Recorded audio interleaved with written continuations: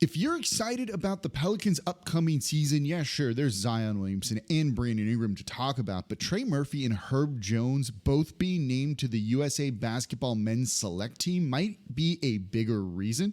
I'll explain in today's episode of Locked On Pelicans. Let's go.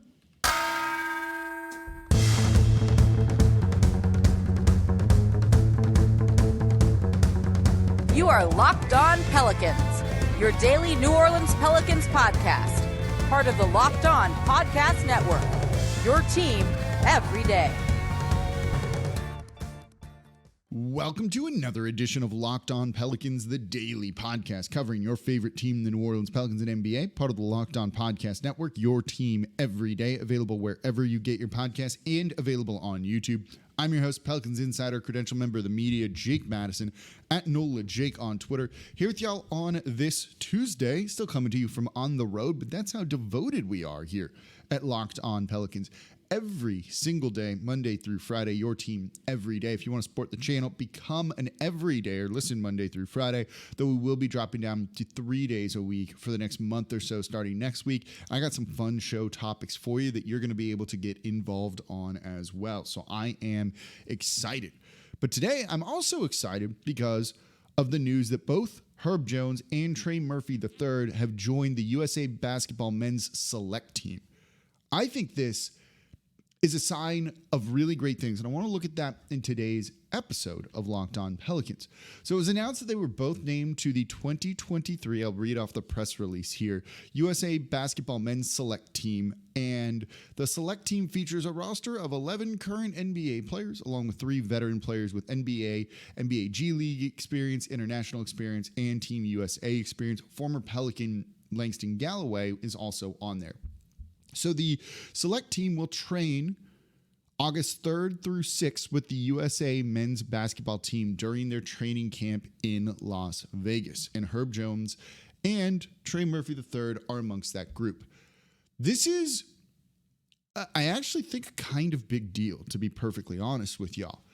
You know, they're not going to be on the actual squad that goes to try and win gold, but this is a very good group of players to be named with. Some of the other players on this team are Cade Cunningham, injury last season, but thought of one of the young up-and-coming guards. You have Jalen Duren, the best young center in the league.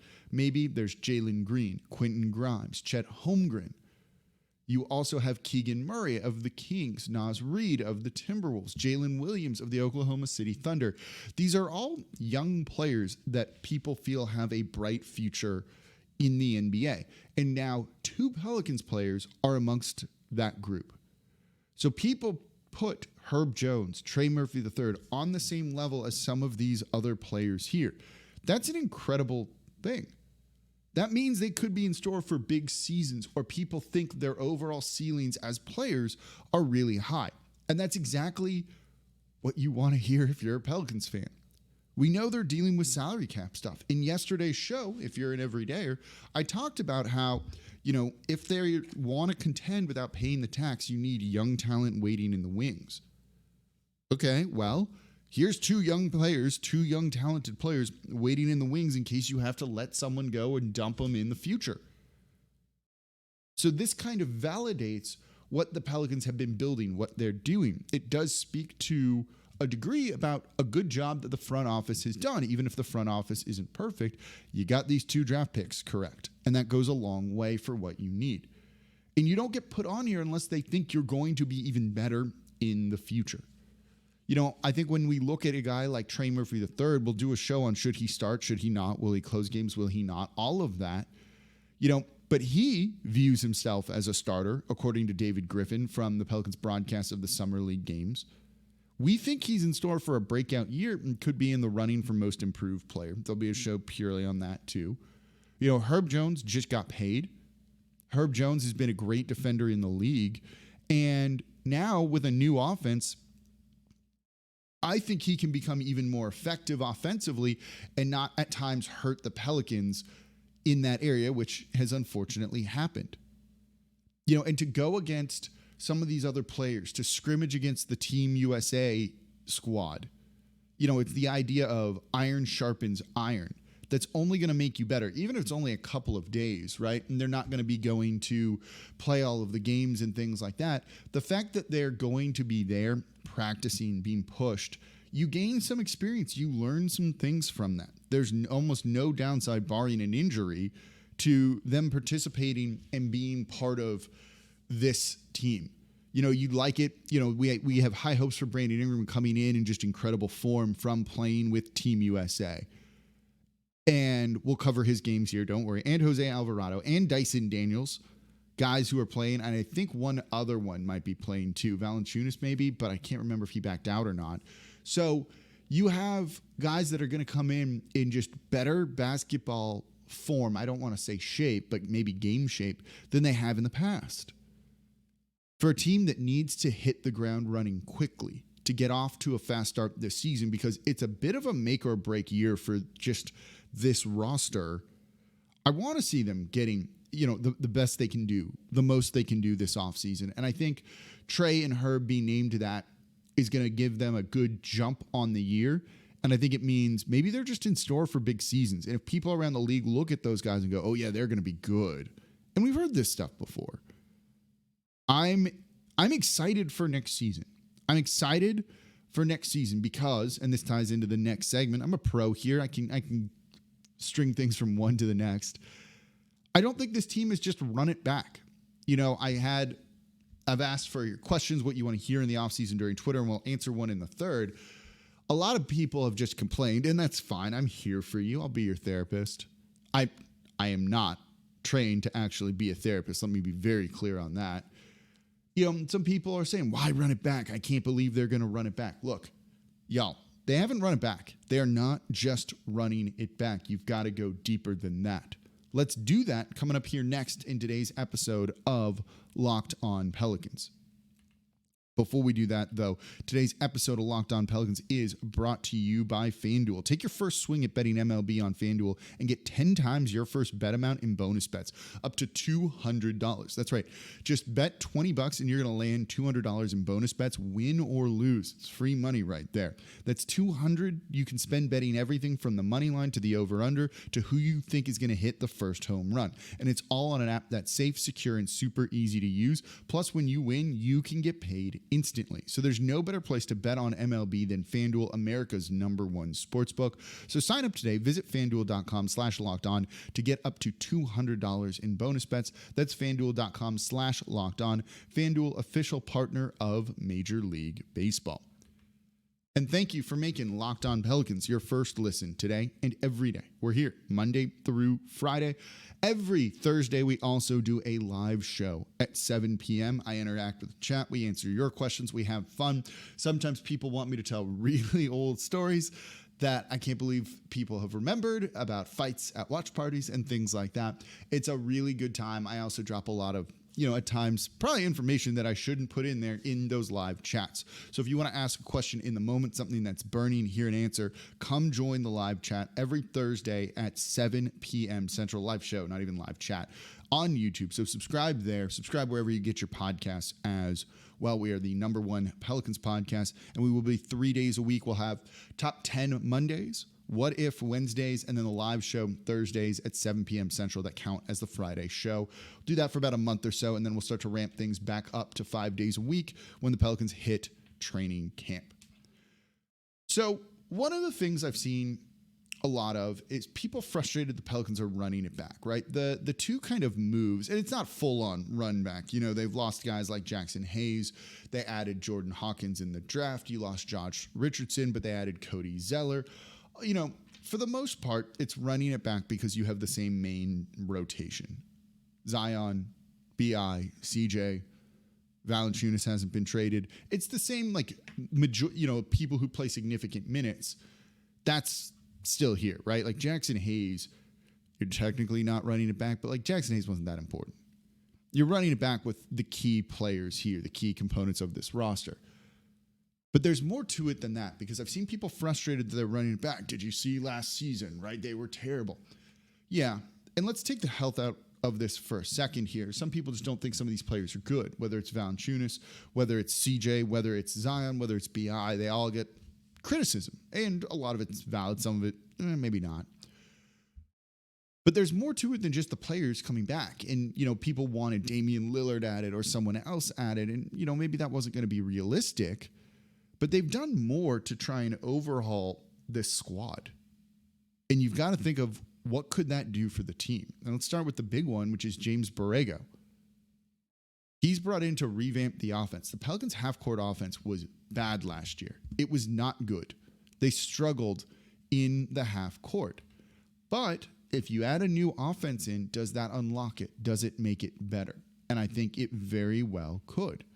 So if their half-court offense gets significantly better just by better design, and look, that's not hard to do given what it was this past season, well, what is that capable of doing to the team? The Pelicans were 20th in half-court offense this past season, according to cleaningtheglass.com. If that jumps to the top 10, where it should be with the talent they have on the roster, this team can win more games with the same players.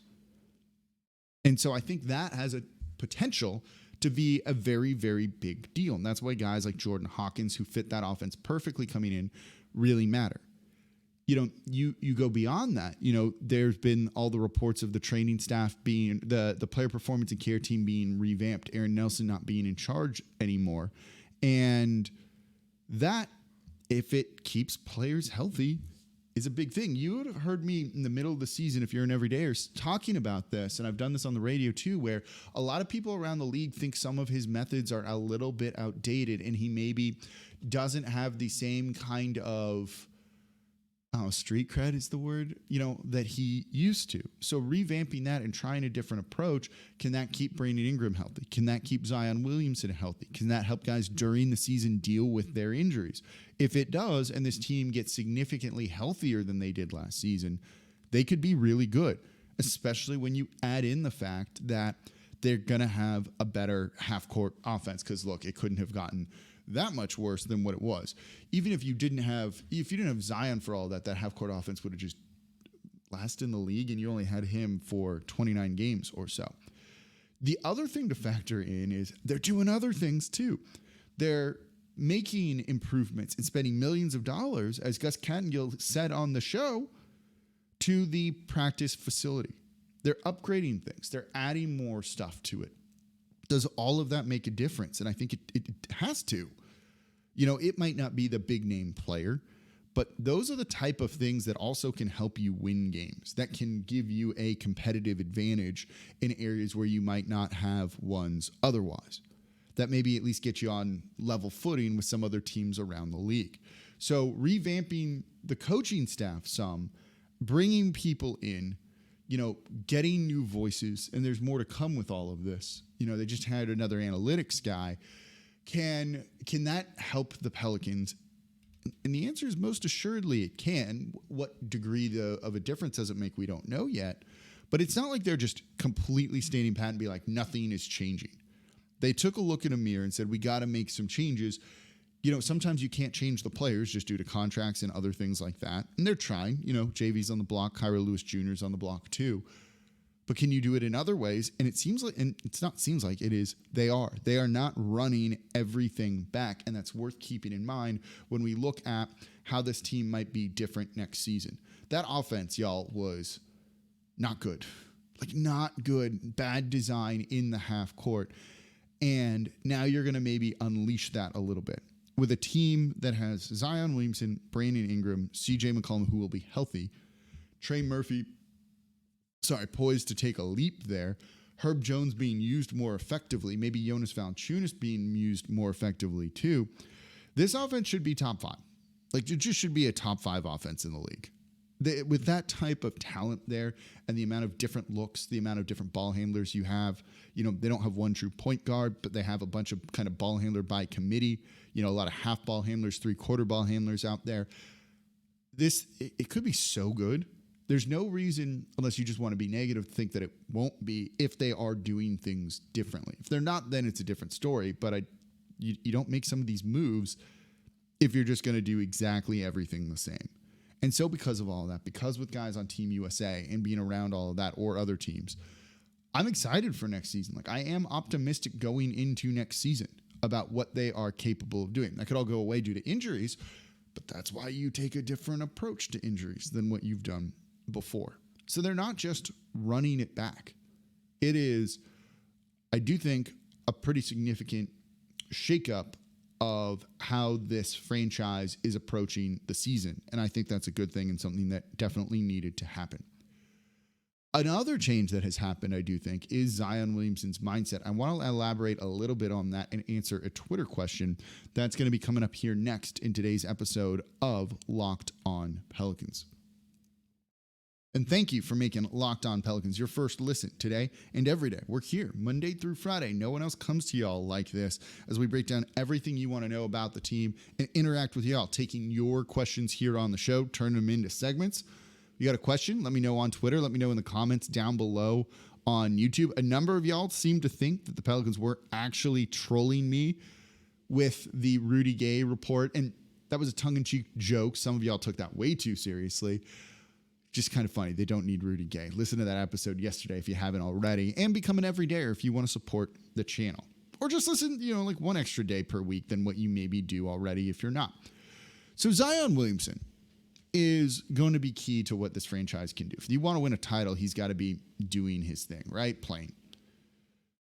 And I think there's a difference there. And this one comes from JC, Jeff_in_Nola, Jeff in Nola on Twitter. And he says, Zion's mindset, especially after, a certain type of post he did and constant rumors, does he want to be here? Could he try the Ben Simmons mental health issue, quote unquote, approach to getting out of town? So a couple of things with this.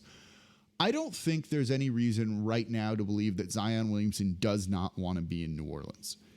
I do think some of that stuff has been overblown. I think there have just been issues with the franchise and people within the franchise, but not that he doesn't like New Orleans or want to be in New Orleans. There's a difference there. He might just not like his current employer, but wish the situation was better here with the Pelicans. And they're trying to do those sorts of things right now. So I don't think there's too much to read into with that. He said all of the right things. Like he's done all of the right things. Like he really has. He's been around more this offseason than in the past. He does seem a little more committed to being closer to the team than in the past. But let's see what happens when the Pelicans organize their offseason workouts later in the summer. That's going to maybe be the true test of all of that. Does he show up? Does he not? Does the team even do it or not? Is also kind of a question, though. They should be getting a bunch of the guys together. Maybe not everybody, but most of them. And he's never shown up to that before. But the fact is he went to Summer League. He was around the team. He's doing all of the correct things. I like that. Sometimes having a child forces you to mature and grow up. And look, I'm childless, so I don't really know. But we've seen that from other players before, just talking anecdotally to people. I think that's a thing. So I do think his head is in, the correct place. Like, I don't know.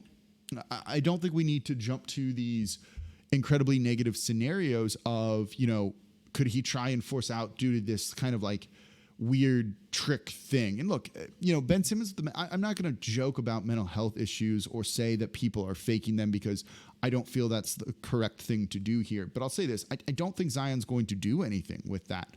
This is a guy that posts song lyrics all the time, all the time. And there's no way you're going to read into that or know what he's doing because we're not him and what he's thinking, right? And you've got to look at his actions and everything as a whole and not just one little sliver of, I guess it was Instagram. I'm not an Instagram guy really.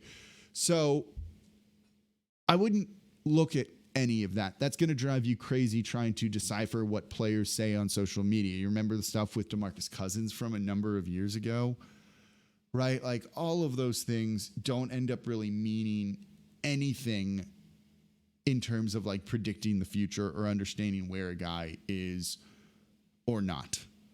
So I think you've got to look more at the big picture.